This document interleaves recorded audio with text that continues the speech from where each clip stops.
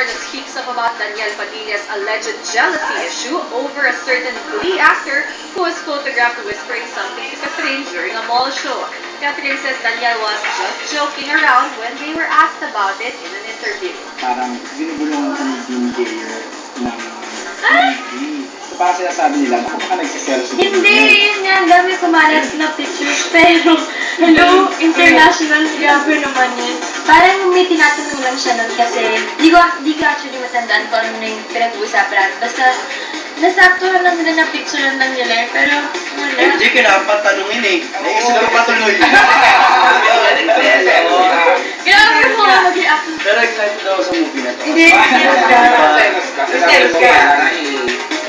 nagda-joke lang siya kasi nga, yung mga fans nga, na-picturean lang talaga nila na sakto na ganun. Pero, wala, ano lang, sakto lang naman si TJ.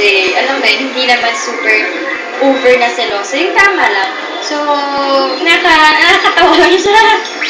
Catherine does admit that Daniel gets jealous sometimes, but he does not go overboard. Pero paano siyang jealous? Ako yun. Oo. Alam mo, Oo. ano ginagawa mo pag gano'n? Ano, pag may kasalanan ka kasi, parang, or may misunderstanding ka, tahimik na lang. So, yun, kung sino yung may kasalanan mo, siya, or kung ako, mag-ano ka na lang, sorry, gano'n. In the meantime, Catherine also speaks up about ensuing rivalry issues with Star Magic Rising star Julia Barreto. Netizens say that they are the newest showbiz rivals to watch out for. Ako kasi talaga, ayoko compare ko talaga. And I'm sure naman, kahit sinong tao, ayaw nila na nako-compare. So, yun, may iba naman akong personality, meron akong ibang goal, kung ano talaga yung gusto ko. So, I'm sure naman si Julia ayaw din niya na, alam mo yun, na kina-compare siya. Basta ginagawa ko lang kung ano yung kailangan kong gawin. Sila na yung bahala.